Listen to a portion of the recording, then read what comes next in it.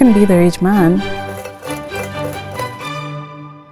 They were written by men. You still have to do. These have been soaking overnight and it's time for them to literally go into the fire. They look so plump and so beautiful. This is literally why I'm always cooking every meal at home, because who burns an omelette? What is this? The egg is so dry. My goodness. It has just been cooked this morning, but it looks like it is a day-old omelette. Look at how beautiful my breakfast plate looks like. Leftover kale from last night. This is sweet potato and the very dry omelette.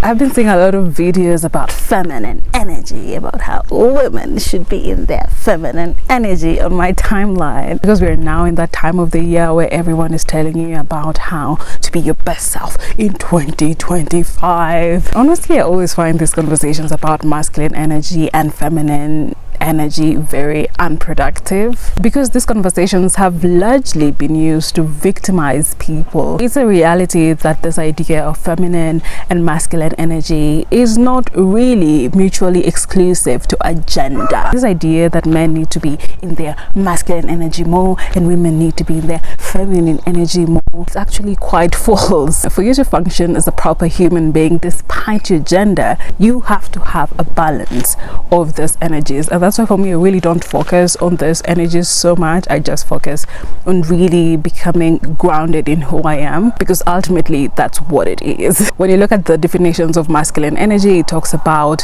being someone who is logical, who uses reason. It's all about doing and doing and doing. When you look at definitions of feminine energy, it's about using your intuition, it's about creativity, inspiration, fluidity, surrendering. Basically, it's about being in the state of being. And for you to actually feel whole as a human being, you need to have a proper balance of being and a proper balance of doing. Because if you're the kind of person who is just always using your intuition, you are manifesting, you're putting into this universe about, oh, the life you want to live, it's not gonna happen on its own. You still have to do. I also find it's even more interesting that the people that keep on telling us about being in your feminine energy are people that are very much privileged. Of course, it's very easy for you to just surrender to everything in life when you already have everything, when you are literally not fighting to have a roof over your head, when you are literally not living paycheck to paycheck. It's easy to be like, oh, now I'm in my soft girl era, I am going to be in my feminine energy.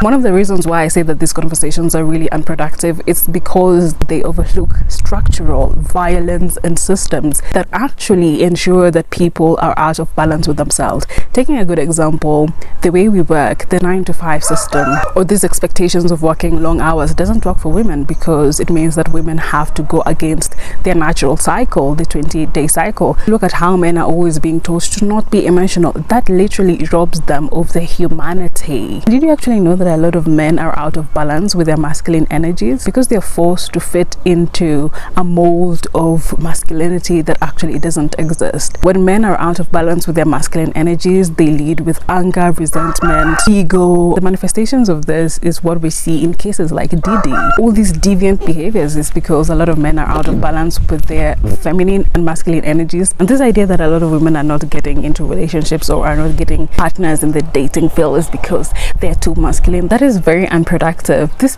idea that feminine energy is just about sitting down and being submissive, what is that? Feminine energy isn't cute or pretty. It's actually very disruptive, especially in a society that is not balanced. It is a reality that this society does not want women to be in their feminine energy, because the entire world would be flipped upside down. It's the fact that the society we live in does not want us to be balanced, does not want us to be grounded, because the society is built on oppressive systems, and the only way they thrive is when everyone is out of balance, because it's easy to manipulate you, it's easy to implement strategies like divide and conquer, and then you're just there fighting each other and telling each other how, oh, you're not in your masculine energy, you're not in your feminine energy. Even when I think of the Proverbs 31 woman, she's a woman that is always doing things. She owns businesses, she's a trader, she's someone who is respected, she provides for her family. I mean, these are traits that are considered masculine in this day and age. That's why I've never really understood people who are like, oh, depend on a man for money or want to marry a rich man. You can be the rich man You've been given all the tools to be able to provide for yourself. Then if you want a partner that happens to be a man in your life, they should just be complementing your life. You should not be depending on them. Actually, you create a better partnership when both of you are bringing your different strengths in order to create something. You need to have like a common vision, maybe the relationship or maybe business or whatever it is, whatever partnership you have. Use your different strengths. But if you're just there being like, oh, I'm just gonna sit and let this person provide, that is what creates resentment. That is what makes the person who's providing want to have control over you and your life because they feel like they own you. When I read the Proverbs 31 woman, I see myself in her because I'm someone who likes doing and investing in my own dreams without depending on other people. Of course, you need to know when you need to ask for help, but at the end of the day, I'm the architect. I'm the one that has the blueprint. I know exactly where to go because I use my intuition to tap into the universal consciousness to know exactly where I'm supposed to be to create the vision. And then I also create an actionable plan to ensure that I get to where I want to go. Create long-term goals and other short-term goals to ensure that I'm hitting milestones as I go. That is how you live as a balanced human being. And the easiest way to actually get balanced is to sit down and work on your traumas. You can never ever really have balance in your life if you don't fix that. And it's not pretty, it's not cute at all. You have to go through the trenches. You have to become a warrior. It was literally sunny just a second ago and now it wants to rain. Oh, I don't know what it's about me, but this cuss just like being around me.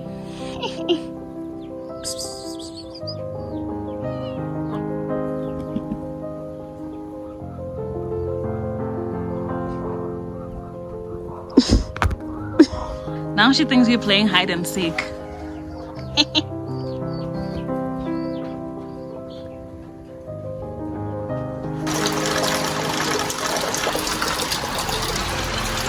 As someone who has experienced and lived through severe burnout, I know exactly the importance of being balanced as a human being. One of the things that keeps me grounded is cooking because it goes beyond the physical act. The fact that I can bring my ideas to life with my own hands and see how that has a great impact on me and those around me is completely powerful. I believe it's important for everyone to find that one thing that reminds them that they're human beings so that we can stop creating a toxic society.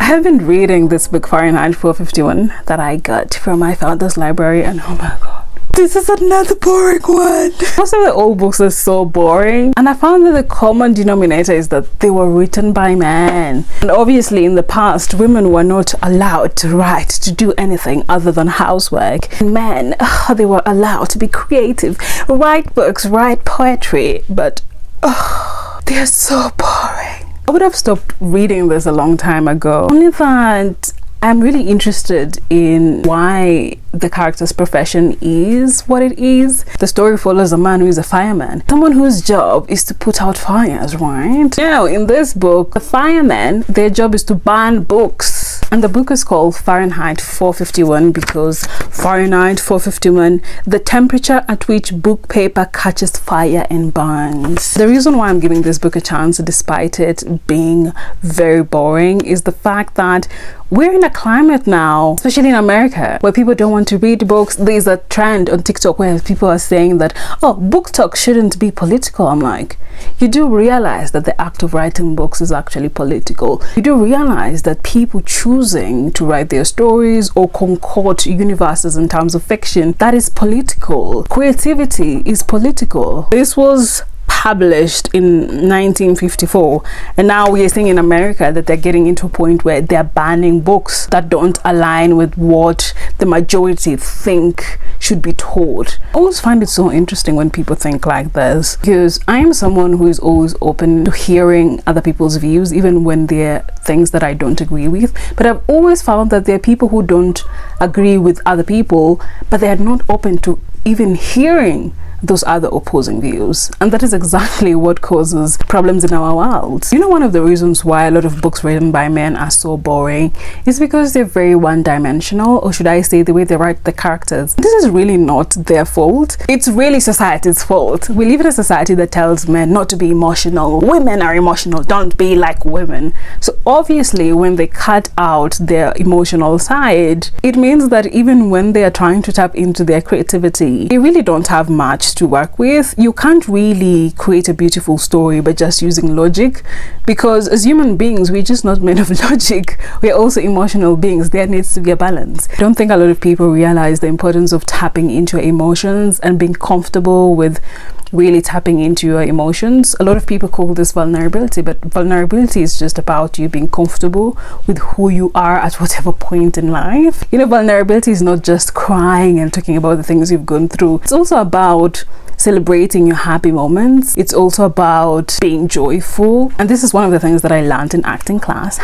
Yes, I'm also an actor. And I've acted in several short films. In fact, while I was in university, people would book me for their film projects. One of the things that I learned in acting class is being able to just let yourself go. It's actually not an easy thing. It was one of the hardest things, because I grew up in an environment that forced me to become so rigid, but that class really opened me up. We were actually forced to lose the fear of embarrassment. For each class, we would do the most outrageous kinds of things, like rolling yourself on the ground in front of people, screaming at the top of your voice without caring how your voice sounds like. It was such a great class. I'm really grateful I took that class in uni. I'm at a point where I can be myself. I would actually recommend that everyone take an acting class, because it really helps you to embrace who you are. It's extremely liberating, and I just wish that everyone would be able to get to a point where they can feel that way. That is really going to remove all these feelings of wanting to control others, because you know who you are. You're not afraid of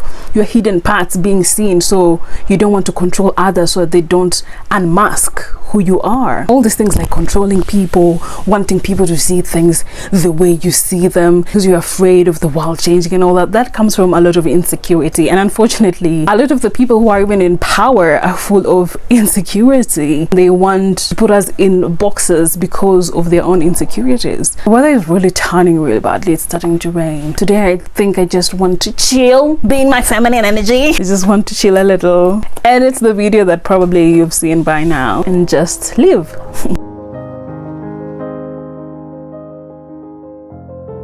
This is the first time I'm drinking coffee in years. I decided to try this instant coffee. So far so good, but we'll see whether it's gonna leave me bloated. And as I drink my coffee, I am watching an episode on Lynn Gugi's show on YouTube about the current economic climate in Kenya. It has been such a rainy day, but the evening is so calm. It's quite a late apology for the skies, isn't it? The sunset isn't as beautiful as it normally would, especially on sunny days. That's how life is. Not every day is going to be a great day.